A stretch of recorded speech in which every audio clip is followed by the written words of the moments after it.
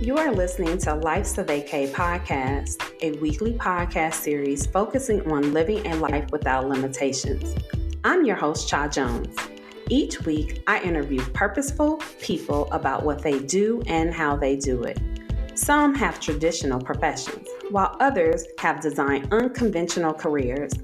But what matters most is that they all are living a life where business and pleasure never separate. Each day is a vacay. So let's get started.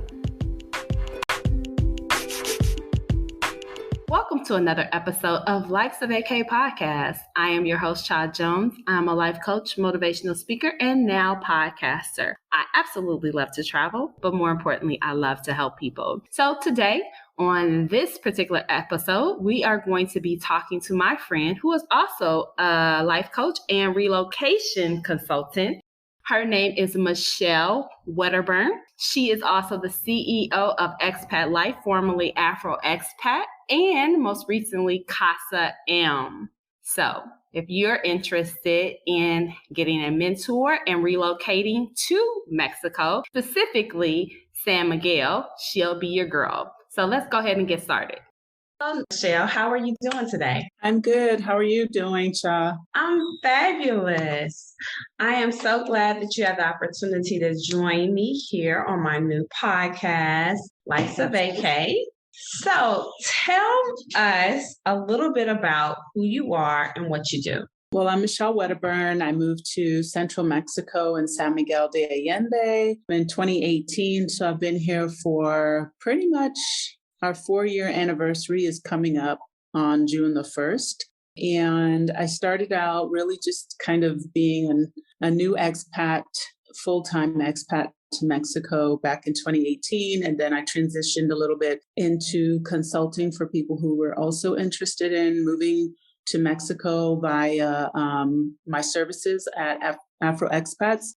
And I've recently branded to Expat Life Mexico. And also I have a guest house where we provide relocation services, and that's at Casa, ELM for expatlifemexico.com. So that's kind of what I'm into right now. Okay. So with my show, I'm talking about life being a vacay, and for the purpose of people who have never been on the show before, it's really just about living your life on purpose and doing it on your own terms, however you feel that you want to do it, whether it's a 9-to-5 or whether you're an entrepreneur. So when you moved to Mexico as an expat 4 years ago, were you thinking about starting a business, or what was actually the purpose for moving to Mexico? Well, in light of all the issues that are happening in the United States, one of the top reasons was I did not want to raise my, Black child in Florida. I did not want to raise him there. I was very concerned about gun violence, et cetera, which, we keep seeing this reoccurrence. But I always had like a entrepreneurial spirit about what would I do in Mexico. And once I got here, I started just kind of looking at different avenues. I always wanted to do women's retreats and things like that. So I think that, yes, I came with that in mind, but the greater intention was to just not raising my child in the United States, and also just having a slower quality of life where it didn't feel like we were, just on the grind, the 9-to-5 grind all the time. Right. And I can understand that. And yes, there has been several different instances in the United States where you don't want to put your child in harm's way. So I totally get that. Yeah. So with your business, how has that given you more freedom and flexibility to do things that you want to do? Well, honestly, it's about 5 months new. Afro Expats is about 2 years or more old, I should say. And that started kind of just by people asking questions about moving to Mexico. What's the process? How do we do it? And through all of those questions, I realized that a lot of people did not have the right kind of insight about Mexico in general. They were quite fearful, or they only, knew about the beach areas, the outskirts of Mexico along the ocean. And I really wanted to shine a light from a Black lens about life in Mexico, really in a more, authentic setting. And that was sort of how I started with Afro Expats, which was focusing on the interior, life from our lens, et cetera, et cetera. So fast forward to 2022, when I was able to obtain my guest house, it just all started to make sense because I had the whole women's retreat thing. I had the consultation thing, which kind of happened, I should say, based on just people's needs. And I saw a need and then I developed that need into a business. And then from there, I realized, if I have a space where I can host people, then I can kind of execute the ideas that I had when I first moved here. Okay. And how has it shaped more freedom for you, or having a business? Because sometimes a business can be very constraining, but how is it as it continues to develop? How do you see you being able to have a business and still have a sense of freedom and flexibility, I guess? Well, I think with any business and being an entrepreneur, you always wear multiple hats. So I can't say that I feel necessarily freer, or as free as I did when I first got here, but I always liked being in control of how I earn my money as opposed to having a boss and a job that I really, don't care for or I didn't love. I haven't worked in a corporate job literally since 2002. So it's been pretty much about 20 years that I've worked for a person in a corporate setting. So it is a lot of work. I have to, be very honest about that. But I also feel like in it being a lot of work, there's a lot of, gratification in regard to just being able to, help people who want to come here. I feel a little bit like a mama hen. But what I'm learning in regards to just kind of more specifically answering your question is how to schedule my months, because we work on a monthly basis where we have a little bit more freedom. And I say we because I have someone who works with me and we've been talking about this. So, we can really have probably 1 week off or 2 weeks off every single month where we're going to start just hosting groups.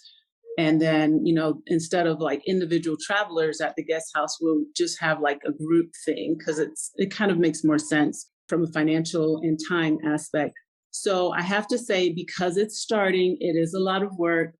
I don't want to make it sound like I'm just waltzing around Mexico doing whatever, because that's not the case. But it is a lot of work. But I really like it, because I feel like I'm helping people get here.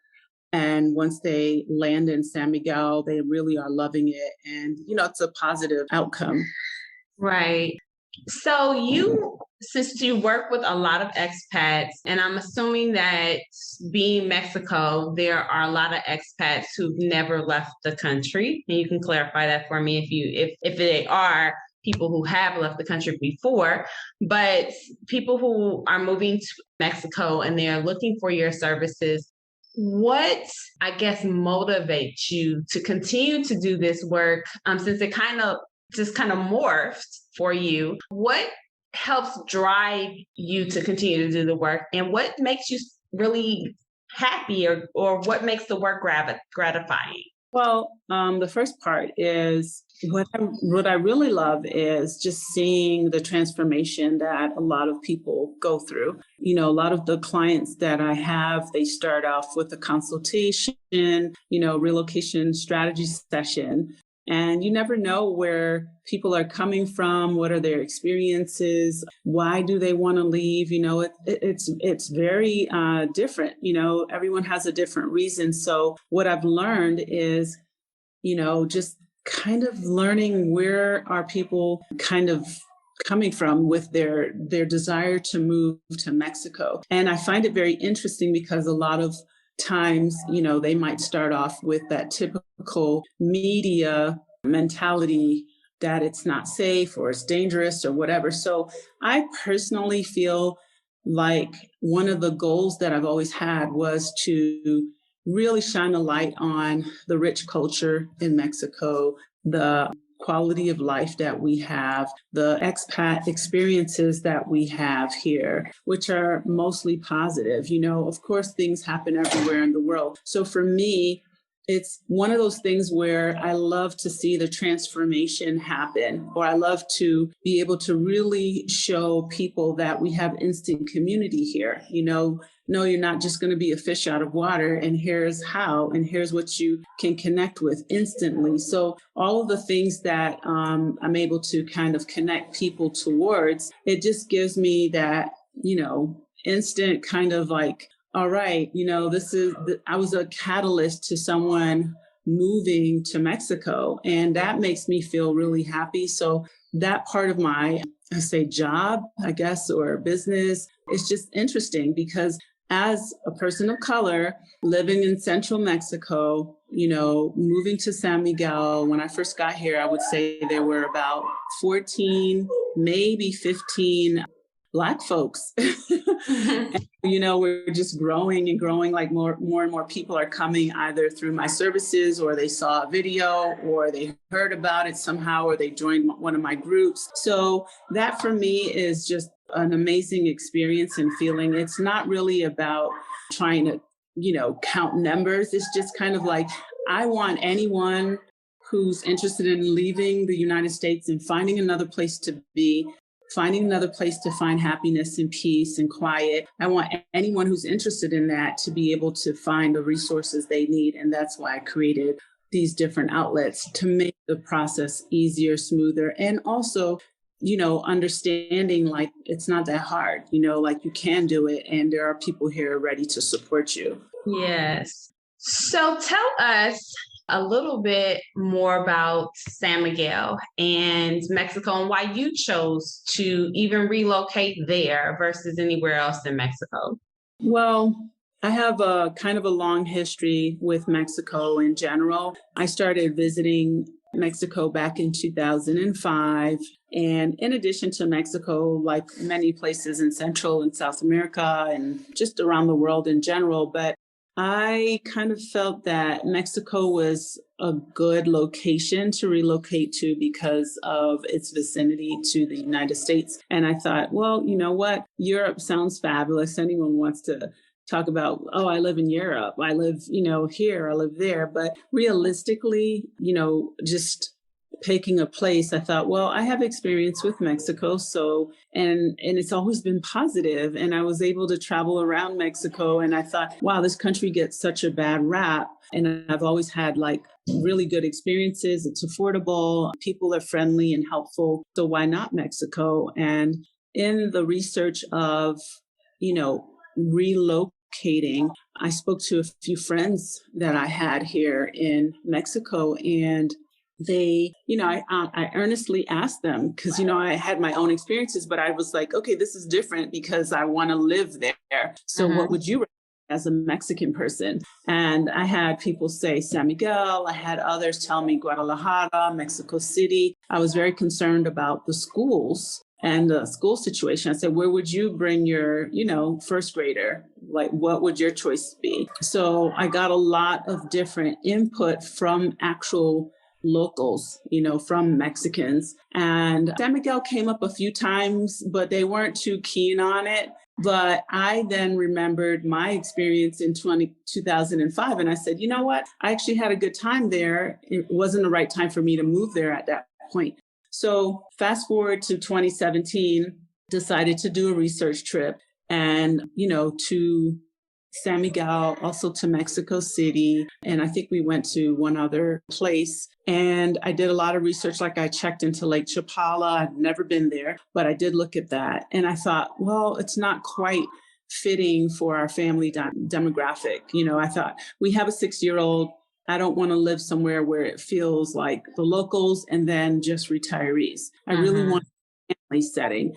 And San Miguel offered and gave me a lot of that in terms of information. I could find videos online of parents talking about schools and different things. And this was, 5 or 6 years ago when I started doing my research. So I then also remembered I had a good time in 2005, but it was also very different at that time as well. And when I came in 2017, I thought that the city had grown so much and it just spoke to me. And I went to Mexico City and I felt like a fish out of water. And I love the city and I love the city vibes, but I felt that it would be much harder to integrate with the family, meaning every person in our, household unit would be comfortable just making their way around Mexico City because it's a huge city. And I thought this stress is going to fall on me with the language and the whatever, so I decided that San Miguel was the best fit. Okay. That makes good sense. So let's talk about your business a little bit more. If I was trying to move to Mexico and I called you up or reached out to you on the website, what information would you think I need to be able to present to you if I'm having questions about if Mexico is the right fit, and particularly in San Miguel? Like, tell us just how would you approach a client or a potential client who is considering moving to Mexico? That's a great question. There are lots of moving parts. So the first thing, when people aren't sure where they want to be in Mexico, that's usually where we start. I don't have a ton of those kind of clients. I think a lot of the folks who find me want to specifically move to San Miguel for whatever reason they might have researched previously. But I have had clients. I even had a client who didn't even know she wanted to move to Mexico. She was all over the place. She was like, I want to go to Canada. I think I want to go to Australia. And, I remember offering her a refund because I just said, look, I only focus on here. But to answer the question, I think like I said, everyone has a different starting point and different things that they are looking for. So what I usually try to do is ask them, have you done any research? Are you just starting? A lot of the folks who book sessions with me have done a little research already, or have they seen some of my, videos about San Miguel or life in San Miguel de Allende. And it's just kind of, me picking up where they just don't have answers to those specific questions. So with the consultation, usually I just guide them through kind of the more basic things, like, for example, who can help them, finalize their residency. I give them resources for that. What neighborhoods might they be interested in? I'll give them resources to a realtor if they're planning to come for a visit. Sometimes people want to come for just like a year or 6 months or 1 month, and they just want to try it on, or they want to study Spanish. So everyone has like a different need. And then there are others who literally have packed a bag. They've never been here and they just come. And they're like, you know what? When I get there, I need resources to finalize my residency card. I need someone to help me find an apartment. Here's my budget, so it's kind of like me holding a hand, through the process, because I've lived here for 4 years and I know people that can help. I try to connect them with local experts. And when I say experts, like a driver, someone who really knows about immigration services, a realtor, someone who knows about medical, whatever it is, I try to guide them through all of that. Now, the other level of my business is the guest house with CasaElm.com. is we offer relocation tours, which is 1 week of all of that. So, for example, I had one last week. In that group tour, you're able to come. We do like a welcome dinner. And then the following day, there's a tour of the city, a tour or guide that will take them through different parts and give them some history. And then on Monday, they met with a driver who took them to the different neighborhoods so they can get an understanding of the city layout, along with history about those different neighborhoods. And then we had them meet with expats that are already here with businesses so they can understand that process as well. This allows them the opportunity to ask questions for people who might want to open a business or might want to volunteer, whatever the case might be. It's like you're instantly integrating into the local community. And then on Tuesday, we had them meet with a realtor who sat down and, tried to understand, like, what are your needs? Are you looking for a rental, or do you want to buy a house? Do you want to live in a development? So we're really like fast forwarding through a lot of the stuff to help them determine, like, this is what I'm looking for. This particular couple, they were pretty much ready. They're going to be ready in a year to move here, but in this 1 year time frame, they want to build a house. So the realtor took them out to a few things around whatever, didn't quite match what they were looking for. And then finally, they went to an area that they loved. And, they were really considering this space. And then on Wednesday, what did we do Wednesday morning? Oh, immigration specialist came, gave them a whole presentation, what they have to do, how does that work, blah, blah, blah, to get their residency. And then we had a medical guy come and talk to them about whatever, getting, medical insurance in Mexico. And then in the evening, we went and had a beautiful dinner at a vineyard.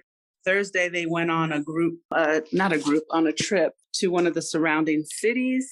And they were able to, just kind of see somewhere different, to have something to compare it to. And on Friday, they were so excited about San Miguel, they ended up buying property. They bought property. Yeah, they were like, thank you so much. This just saved us so much time and so much effort trying to dig for all of this information. And then on Friday evening, we had a farewell dinner. They went back to Cali and, they'll be coming back. They're going to be building within the next year. So it's like, this is more intense. And I feel like this is for people who are really ready to make the move, or ready to commit to being here. I feel that even with the group I had in January, those ladies, they loved it, but they were kind of not sure.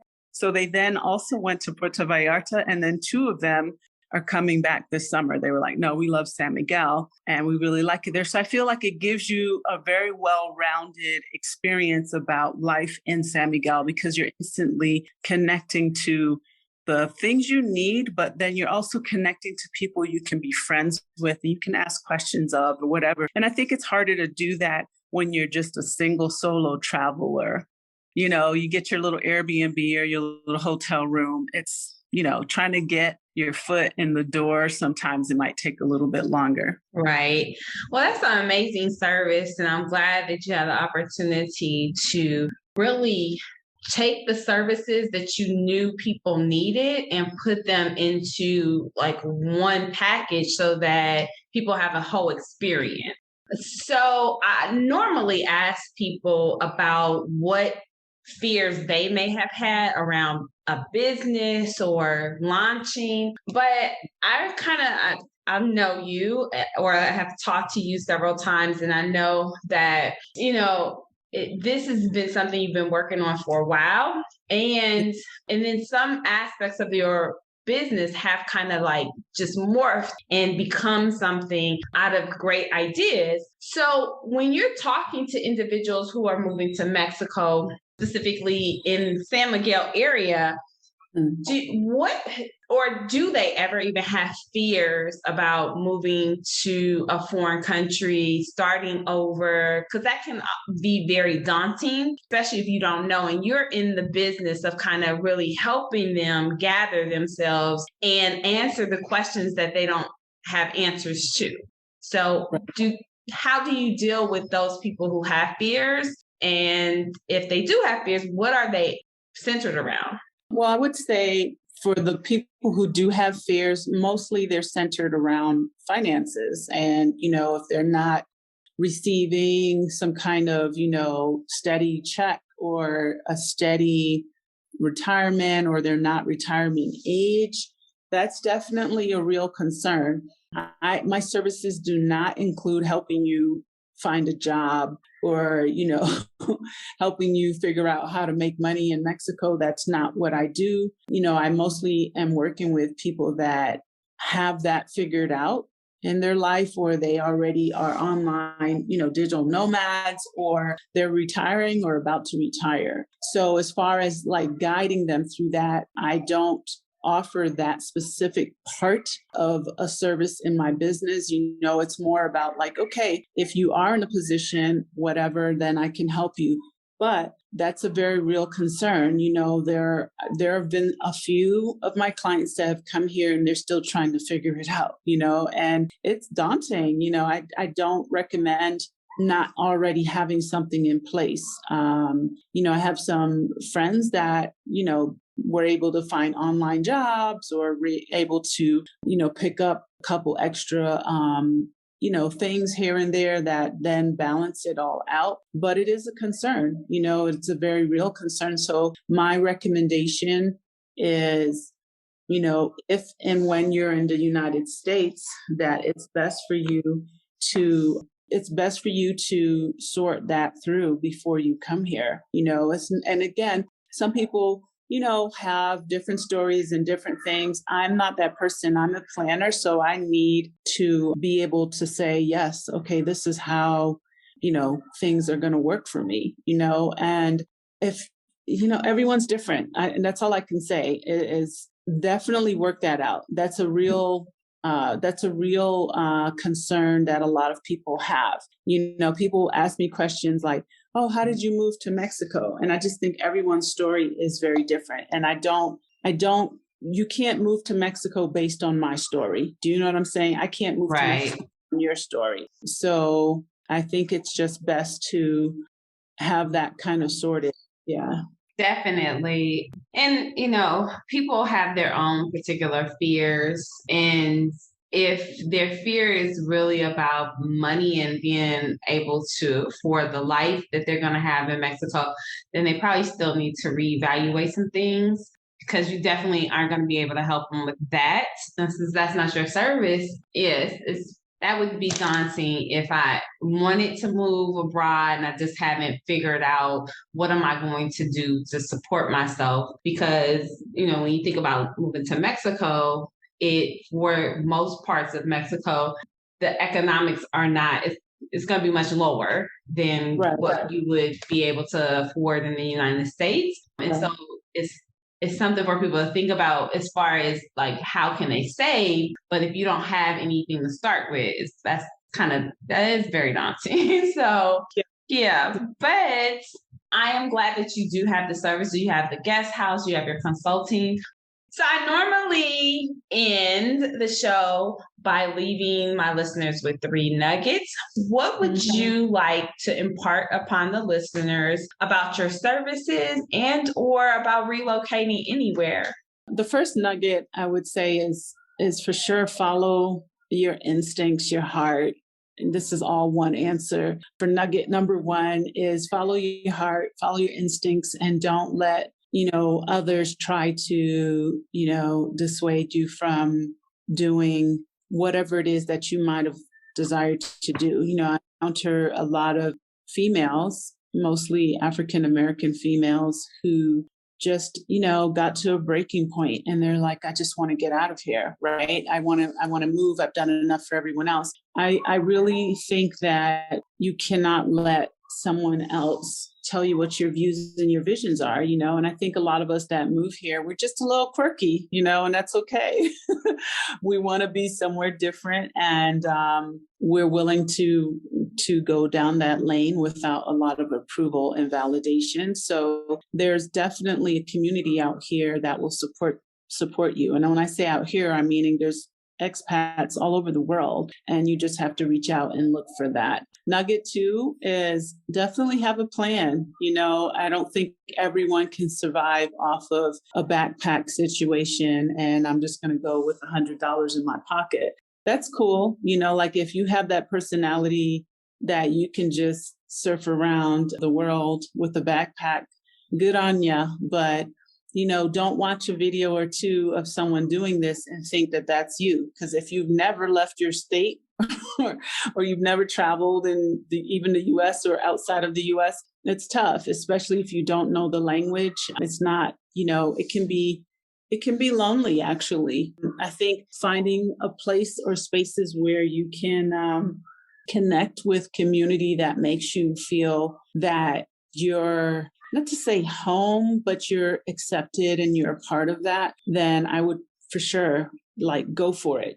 Definitely have a plan. And 3, I say once you get there, be open to the experience. Don't compare it to the United States. Just don't. Like, you're going to be disappointed if you're trying to make those comparisons like, oh, in the United States, this is how this happens. And this is how, no. Honestly, when people are in other countries, nobody cares about what you think about the United States and what happens over there. As a matter of fact, it's a bit offensive. I think what you have to realize is you're in a new place, learn that culture a little bit better, be gracious, walk on eggshells, walk with grace, and also be open to all experiences, whether they're positive and negative, because most of the time they're positive and they're learning. So you just have to kind of, come with that like that openness for transition, because there's that new thing where, of course, you're going to run into things that are frustrating because it's very different. I run into it still. I've been here for 4 years and I'm just like, why, is it so slow for me to go to the bank? Why do I have to stand in this line to pay my rent? And I don't have to. It's just kind of one of those things where I'm still learning, how do I do this online and how do I get this set up? Because it's not as what I'm used to. I'm not, I'm used to being able to deposit a check into my account through my phone through an app. Well, it doesn't work like that here, So it's one of those things where you just kind of, walk with grace, don't compare too much and be open to whatever's in front of you. And even when things are frustrating, still count the qualities that you've inherited in terms of your new situation. And if it doesn't work for you, be willing to move to another place. So those are my 3 nuggets. Yes, thank you for those, because I think those are extremely important, especially when you're moving to a foreign country. You can't really have expectations, and you darn sure can't have the same expectations that you have from America moving somewhere else, because the whole world is different. And the notion of this being a third world country or Mexico being a third world country, please remove that, because it's not about the perception you think that the world has put on a place. It's really about going and finding out what speaks to your soul and what you love. And so, I'm so glad that you shared those nuggets, because I think a lot of times foreigners show up with expectations, especially Americans, and these preconceived notions that they have and how they want things done, and the expectations of time, because in other countries, time is not as important as relationship and having conversations and sitting down and just being. It's extremely hard for Americans to just be. So thank you for sharing those. I want to leave my listeners with some information about how they can contact you. So please tell them where they can contact you, maybe even when your next tour is going to be. Sure. Okay. So the best place to find info about us as a whole is going to be at Casa Elm. That's CASAELM.com. And if you go on the events page, there you'll see all of the relocation tours that we have scheduled for the rest of this year. We have one, we just finished one for May, and we have another one in June, but that's been sold out. We have one that's at the end of July going into August, and I believe there are 2 spaces left with that. And these are smaller groups, so we're talking like 7 people or less in our group. And it includes everything. It includes all the things I listed earlier. It includes the accommodation and, just all the know-how. And then, I'm also with afroexpats.com, which is going to be soon rebranded to expatlifemexico.com. And that's just because my audience is growing. And, we're catering to anyone who's interested in moving here. I feel that it's only fair that I share my experiences with everyone, even though I love taking all of my brown and Black folks of color under my wings. I'm like mama hen to them. But at the same time, I realize too, I have a lot of clients that are interested in the same services, and they reach out to me, and I think they feel a little bit like, oh, they always start the sentence with, I know we're not your demographic, so I feel kind of poorly about it. And I'm like, no, you are. I mean, when I started this, it was just for people to see life from my lens. It wasn't to be exclusive. So in saying that, right now, there's still afroexpats.com, and it's May 2022. June 2022, we'll be transitioning that into Expat Life Mexico. So the best place to go to find out about everything is Casa, and then it will be Expat Life Mexico, and also on my channel, which is the same name. So you'll find us there, and we are happy to provide anyone with either a session on how to move to Mexico or provide them with hands-on information. You come here, we give you a full week of all of our attention and, experiences that we can share. And it truly is it's a lot of work, but it's my pleasure. I really, truly enjoy it a lot. I love meeting new people and I love seeing the transformation. Well, thank you again for speaking with me today. It has truly been my pleasure, Michelle. Thank you. Well, I'm your host, Cha Jones, and if you like this show, please subscribe, share, and donate to help keep it going. And until next time, remember, always to find time to live and express your own freedom. Bye. Bye.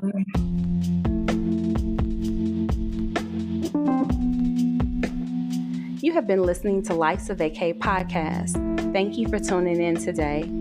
Every day you have a choice, so choose yourself and never allow your circumstances to dictate the life you live.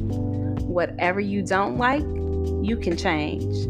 Remember, nothing happens overnight, but know that when you set goals and take inspired action, whatever you desire can come in perfect timing. Never give up on creating the life you deserve. Don't anticipate your next vacation when you could be living a whole life on vacation. Until next time, I'm your host, Cha Jones. Please remember to like and share this podcast so that others can be inspired. Peace.